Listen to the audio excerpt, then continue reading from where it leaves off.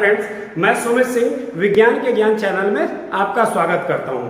Friends, आज की हमारी टॉपिक चैप्टर इलेक्ट्रिसिटी से ली गई है और यहां पर हम जानेंगे कि रेजिस्टेंस की जो कॉम्बिनेशन होती है कंबाइन करने के बाद वो हम किस तरह से कैलकुलेट करते हैं। फ्रेंड्स, इसमें दो चीजें आती है, resistance in series and resistance in parallel.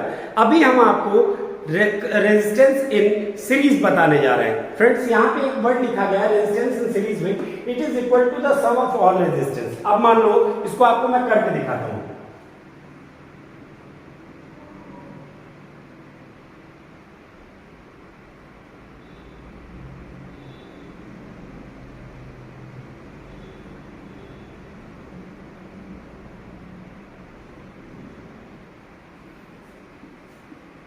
ये एक 6 वोल्ट की बैटरी से ये तीन रेजिस्टेंसेस यहाँ पे सीरीज में कनेक्टेड है। इसकी वैल्यू 2 ओमेगा है, इसकी वैल्यू 3 ओमेगा है और इसकी वैल्यू 5 ओमेगा है। अगर आपको कैलकुलेट करने के लिए कह दिया जाए कि इक्विवेलेंट रेजिस्टेंस क्या आ रहा है, तो आप इसके लिए फॉर्मूला है R is equal to R1 plus R2 plus R3 and so on. मतलब जितने भी रेजिस्टेंस आपके पास आएंगे आप सबको कनेक्ट करते चले जाओ, ऐड करते चले जाओ और इक्विवेलेंट रेजिस्टेंस आपका निकल के आ जाएगा। पहले तो हम इसे कैलकुलेट करते हैं और इस फॉर्मूला को डिराइव कैसे करते हैं वो भी मैं आपको सिखाऊंगा। फ्रेंड्स, आप इस वीडियो में लास्ट तक बने रहिएगा ताकि मैं आपको मैक्सिमम चीजें इससे जुड़ी हुई आपको बता करके क्लियर कर सकूं। फ्रेंड्स, यहाँ पे आप देख सक रहे हो कि यहाँ पे तीन रेजिस्टेंस दिया हुआ है। ये मान लो R1 है, ये R2 है और ये R3 है। फॉर्मूला के हिसाब से हम निकालेंगे तो 2 प्लस 3 प्लस 5 यही तीन वैल्यू गिवन है। तो R इज इक्वल टू हमारा हो जाएगा 5 plus 3 plus 2 that is 10 omega. ये हमारा इक्विवेलेंट रेजिस्टेंस निकल आया। अब आप इसमें एक क्वेश्चन आप देखो, इसको आपको क्लियर मैं समझा रहा हूं कैसे। आपने शादियों में देखा होगा कि जनरेटर जब लगाई जाती है तो जनरेटर से बहुत सारे बल्ब, बहुत सारे पंखे, बहुत सारे कूलर्स, एसीज वगैरह सारी चीजें कनेक्ट की जाती है एक वायर से, और जनरेटर बंद होता है तो सारी चीजें बंद हो जाती है। उसमें आप इंडिविजुअली किसी एक चीज को कंट्रोल नहीं कर सकते हो, वो सारी चीजें बिल्कुल सीरीज में होती है। या आप इसको ऐसे समझो कि अगर घर में आपके प्रत्येक चीज के लिए एक सिंगल स्विच होती है तो कितनी दिक्कत होती है। किसी को गर्मी लग रही है, उसने कहा फैन बंद कर दो। किसी को ठंडी लग रही है, उसने कहा किसी को गर्मी लग रही है, उसने कहा कि पंखा चालू कर दो। और किसी को अगर सर्दी लग रही है, उसने कह दिया पंखा बंद कर दो। अब दो अलग अलग कमरे में उनको डाल दो। अगर एक ही स्विच से दोनों होगा तो एक सर्दी से मर जाएगा और दूसरा गर्मी से मर जाएगा। तो हम लोग क्या करते हैं, जो घर की हमारी डोमेस्टिक कनेक्शन होती है वो पैरेलल में होती है, जबकि आप लोग सीरीज में आप देखते हैं कि बड़ी बड़ी एमएनसीज एंड कॉर्पोरेट्स में आप एक स्विच के साथ मल्टीपल सारी चीजें आप कनेक्ट करते हो और एक बार में सारी चीजें ऑपरेट होती है, एक बार में सारी एसीज ऑन हो जाती है। इंडिविजुअली आप उसको नहीं करते हैं। तो आपसे अगर क्वेश्चन पूछा जाए कि इक्विवेलेंट रेजिस्टेंस निकालो किसी चीज में, यहाँ पर आपको एक दिया गया कि एक छोटा सा मान लो एक आपके सामने एक सर्किट दिया गया जो 6 वोल्ट की बैटरी से कनेक्टेड है। यहाँ पे तीन रेजिस्टेंस सीरीज में है, 2 omega, 3 omega, 5 omega. Equivalent resistance निकालना था। बड़ा सिंपली आपने फॉर्मूले के हिसाब से R is equal to R1 plus R2 plus R3 किया और आपके पास सॉल्व हो गया। लेकिन ये फॉर्मूला आया कैसे, चलो आपको मैं करके बताता हूं। ये तो आपको पता है कि अकॉर्डिंग टू ओम्स लॉ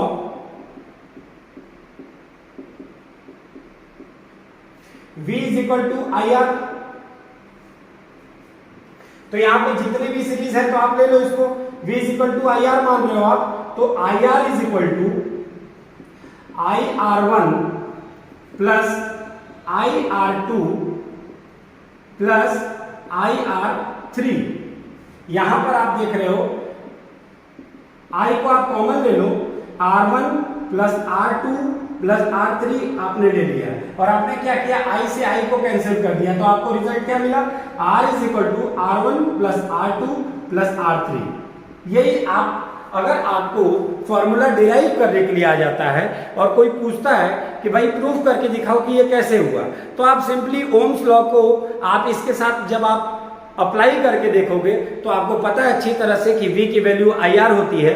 तो IR जब आप V को लिख सकते हैं तो IR आपने यहां लिखा तो IR यहाँ पे मल्टीपल रेजिस्टेंस है, IR1 है, IR2, IR3 है। आपने सारी आईज को एक साथ ले लिया क्योंकि आई तो बदलने से रहा। यहां पर आप I से I को आप कैंसिल कर रहे हो तो R is equal to R1 plus R2 plus R3, ये आपके पास आ गया। फ्रेंड्स कुछ और हम क्वेश्चंस करते हैं।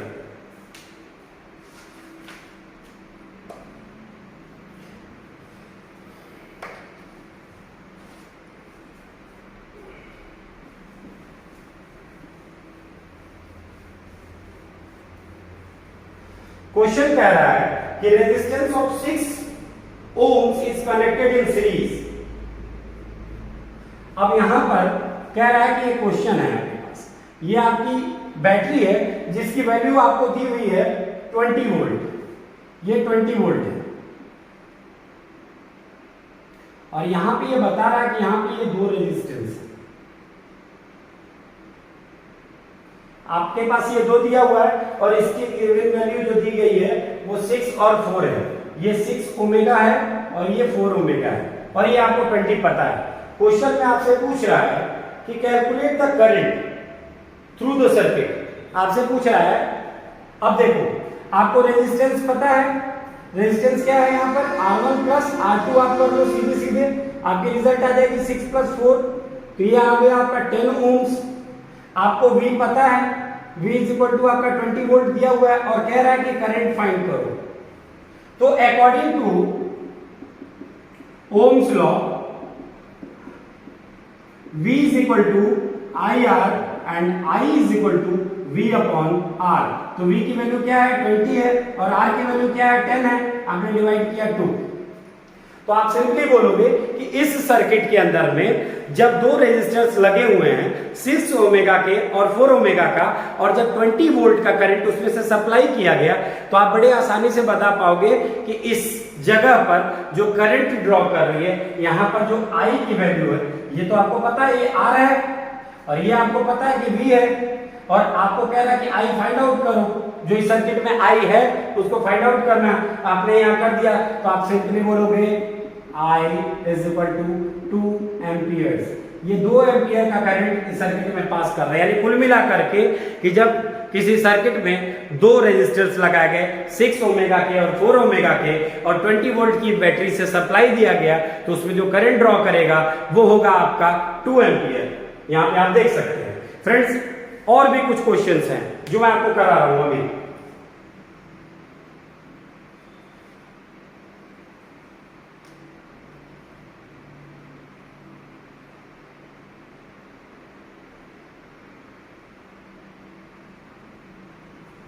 अब अगर मान लो कि यहां पर आपसे एक क्वेश्चन पूछ देता, इस क्वेश्चन को करने के बाद फ्रेंड्स पहले आप इसकी स्क्रीनशॉट ले लो। मैं आपको बुक से बहुत सारे क्वेश्चंस जो इस टॉपिक से रिलेटेड हैं, जो इंपॉर्टेंट है, मैं करा रहा हूं, आप उसको देख सकते हैं। अब यहां पर आप देखो फ्रेंड्स,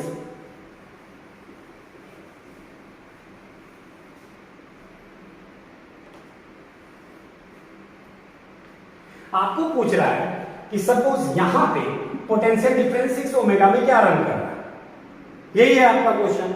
तो आप देखोगे V की वैल्यू आपकी क्या दी हुई है 20 है, I क्या है आपका 2 एम्पियर है, ये आपको दिया हुआ है। रेजिस्टेंस किसमें पूछ रहा है 6 ओमेगा में, तो 6 ओमेगा में क्या आपका रन कर रहा है, उसको करने के लिए आप इसको बहुत साधारण तरीके से आप इसका वोल्टेज यहाँ पर आपको अगर ये वैल्यू अगर आपको V निकालने के लिए कह दिया 6 ओमेगा के लिए या फिर 4 ओमेगा के लिए, और यही आपको नहीं मालूम है, तो आप कैसे उसको करोगे वो देखो। आप देखो V is equal to IR, V मान लो मालूम नहीं है आपको, I आपको कितना दिया हुआ है 2 और ये दिया हुआ है 6। अगर आप बात करें 6 ओमेगा वाले रेजिस्टेंस में तो आप बोलोगे 12 वोल्ट, यानी कि आप बोलोगे कि जो 6 ओमेगा रेजिस्टर है वहां पर 12 वोल्ट का जो पोटेंशियल डिफरेंस या वोल्टेज जो है वहां पर अप्लाई हो रहा है। सिंपल है।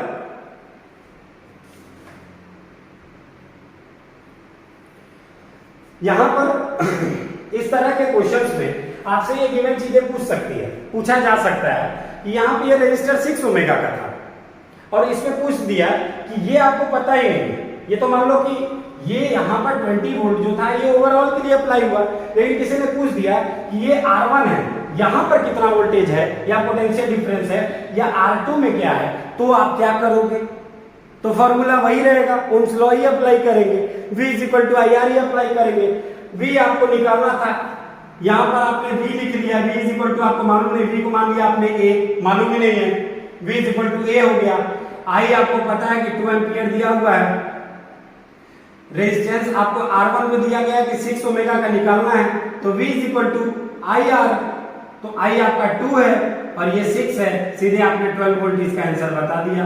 अगर यही चीज R2 के लिए होता, मान लो आपसे पूछ देता कि यहाँ पे कितना पोटेंशियल डिफरेंस अप्लाई हो रहा है, तो उसका जवाब ये होगा कि एक बार फिर आप V is equal to A मान लो या X मान लो, जो आपको मानना है। I आपका 2 एम्पियर ही रहेगा और R2 की वैल्यू यहाँ पे 4 दी हुई है, 4 ओमेगा, तो V is equal to I R, it means 2 into 4 8, यानी कि आप यहाँ पे बोलोगे कि 8 वोल्ट अप्लाई हो रहा है, यहाँ पे 12 वोल्ट अप्लाई हो रहा है। सिंपली है, रेजिस्टेंस को करंट से मल्टीप्लाई कर दो, करंट की वैल्यू आपको पता थी, रेजिस्टेंस आपको पता है। इंडिविजुअल रेजिस्टर्स की बात की जा रही है कि R1 पे क्या आएगा वोल्टेज, R2 पे क्या आएगा, फिर R3 होता, R4 होता। इस तरह से अगर मान लो ये सीरीज को हम और बड़ा कर देते और यहाँ पर एक तीसरा रेजिस्टर होता जो 2 ओमेगा होता है, जिसको हम R3 मान लेते, फिर ये आगे बढ़ता, एक और रेजिस्टर आ जाता जो 5 ओमेगा होता और फिर ये सारे आकर के यहाँ पे कनेक्ट होते और आपसे इंडिविजुअली R1 पूछ देता कि R1 पे क्या पोटेंशियल डिफरेंस है, R2 पे क्या है, R3 पे क्या है, R4 पे क्या है। आपको कुछ नहीं करना था फ्रेंड्स, सिर्फ इतना करना था कि जो I की वैल्यू है, जो गिवन है, उससे उस पर्टिकुलर रजिस्टर को आप मल्टीप्लाई कर दो, I इंटू R कर दो। अगर R1 पूछ रहा है तो 2 इंटू 6 कर दो, R2 पूछ रहा है तो 2 इंटू 4 कर दो, R3 पूछ रहा है तो 2 इंटू 2 कर दो और R4 पूछ रहा है तो 2 इंटू 5 कर दो। इस तरह से अलग अलग जगह पे कितने वोल्ट की पोटेंशियल डिफरेंस अप्लाई हो रही है किस किस रजिस्टर पे, ये आप बड़े आसानी से निकाल पाएंगे। फ्रेंड्स, मैं उम्मीद करता हूं कि रेजिस्टेंस इन सीरीज, इस क्वेश्चन को, इस टॉपिक को मैंने इसलिए बताया कि ताकि रेजिस्टेंस इन सीरीज आपकी अच्छे से कॉन्सेप्ट उसकी क्लियर हो जाए कि ओवरऑल इक्विवेलेंट कैसे निकालेंगे। तो आप पूरे को जोड़ दो एक साथ, अगर एक सर्किट उसमें 10 रेजिस्टर्स लगा दिए गए तो 10 की वैल्यू को आप जोड़ दो, तो वो आपका इक्विवेलेंट रेजिस्टेंस निकल गया इन सीरीज में, सीरीज की बात कर रहे हैं। और अगर उसमें किसी इंडिविजुअल का पूछ दिया, आपको वोल्ट कैसे आप बता पाओगे, क्योंकि वो तो पूरे सर्किट पे ना आपने एक वोल्टेज लगाया था, लेकिन इंडिविजुअली वो भाई ट्रेवल कर रहा है, एक जगह दूसरी जगह जा रहा है, तो कुछ ना कुछ तो वोल्टेज कमियां आ रही होंगी, ब्रेकर्स लग रहे हैं। तो अब एक गाड़ी चल रही है, लगातार 4, 5, 6 स्पीड ब्रेकर्स आ गए। मैंने बोला कि पहले ब्रेकर पे 80 था, तुरंत दूसरा ब्रेकर आया, 80 नहीं मिलेगा, फिर वो कुछ घटेगा, बढ़ भी सकता है, डिपेंड करता है गाड़ी चलाने के ऊपर में। फिर R3 आया, यानी कि तीसरा फिर एक ब्रेकर आया, फिर R4 आया। अलग अलग ब्रेकर्स पे कांस्टेंट स्पीड कैसे अप्लाई की जा सकती है, तो आप कॉमन सेंस से आप समझ सकते हैं कि जब बार बार रजिस्टर्स लगाए जा रहे हैं तो रजिस्टर का मतलब क्या है कि प्रतिरोध डाला जा रहा है उसमें। प्रतिरोध डालने का मतलब है कि कहीं ना कहीं उसकी वैल्यूज में फ्लक्चुएशन होगा।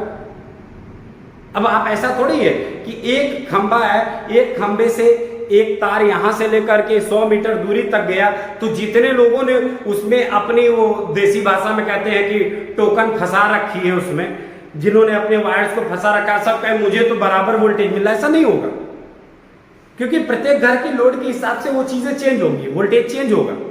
हर घर का वोल्टेज एक जैसा नहीं हो सकता, कुछ ना कुछ फ्लक्चुएशंस का सामना करना पड़ेगा। इंडिविजुअल किसी पॉइंट पे आपको पता करना है कि फलना जगह अगर हमने ब्रेक डाला तो वहां पर उसकी वोल्टेज क्या है। ये क्वेश्चन बताने का मकसद यही था कि इस तरह से आप R1 भी फाइंड कर सकते हो कि यहां पर V क्या होगा, यहां पर R2 में क्या V होगा, ये भी आप फाइंड आउट कर सकते हैं, यहां पर R3 में V क्या होगा ये भी फाइंड कर सकते हैं, और यहां R4 में V क्या होगा ये भी फाइंड कर सकते हैं। कंबाइंडली तो आप बड़ा सिंपल, अगर आपको पूरा का कंबाइंड निकालना होता तो बड़ा सिंपल तरीका था, आप ये कुछ नहीं करते, एक सेकंड, अगर ये सब कुछ मैं मिटा दूं और आपसे ओवरऑल पूछा जाता कि भाई मान लो कि यहाँ पे करंट क्या ड्रॉ कर रहा है, क्योंकि ये तो आपको गिवन दिया ही हुआ है, आई मान लो आपको पता ही नहीं है, तो आप क्या करते हैं, सबसे पहले इक्विवेलेंट रेजिस्टेंस का फॉर्मूला निकालते हो, R1 plus R2 plus R3 plus R4, ये हो जाता है आपका 6 प्लस 4 प्लस 2 प्लस 5, तो ये आपका 17 ओम्स निकल जाता है, ये आपका R निकल गया। V इज इक्वल टू आपको 20 दिया हुआ है, आई निकालना है आपको, तो V बाई आर आप कर दोते, तो V आपका 20 है और R 17 है, तो आप इसको काटते तो 1 पॉइंट समथिंग आपका एम्पियर आंसर आता है। तो आपने फ्रेंड देखा कि जब रेजिस्टर्स बढ़ रहे हैं तो धीरे धीरे इस सर्किट के अंदर में जो करंट की मात्रा है वह कम हो रही है। ये कम होने का कारण क्या है कि लोड आप उस पर बढ़ा रहे हो, लोड बढ़ाओगे तो करंट तो कम होगा ही। भाई मान लीजिए आपके घर में बहुत वोल्टेज जब बहुत ज्यादा रहती है तो स्टेबलाइजर क्या करता है, उसको मैक्सिमाइज जो वोल्टेज होता है उसको मिनिमाइज करता है, और मिनिमाइज करने के लिए वो क्या करेगा, रेजिस्टेंस उसमें बढ़ाएगा। जब रेजिस्टेंस बढ़ेगी तो करंट का फ्लो अपने आप कम हो जाएगा। ये तो आप अच्छी तरह से समझ रहे होंगे। तो यहां पर इस सर्किट में आप देख रहे हो कि मल्टीपल रेजिस्टर्स लगा दिए गए पहले वाले। अब मान लो यहां पर एक सिंगल होता, सपोज ऐसे होता, ये मान लो कि यहां पे एक रेजिस्टर है, सिंगल एक रेजिस्टर है, और ये एक मान लो आप ये 6 वोल्ट की एक बैटरी थी, इससे कनेक्ट कर देते और ये आपका हो जाता 2 ओम्स आपका हो जाता, और खुद होता कि इसमें करंट ड्रॉ करो तो बड़ा सिंपल है, सिंगल है, V is equal to I R, और आपको I पूछ रहा था, I is equal to V upon R, V आपका 6 है, R आपका 2 है, आप काट दोगे सीधे 3 एम्पियर। अब आप यहां देख रहे हो कि रेजिस्टर्स जैसे जैसे आपकी संख्या कम हो रही है, आपकी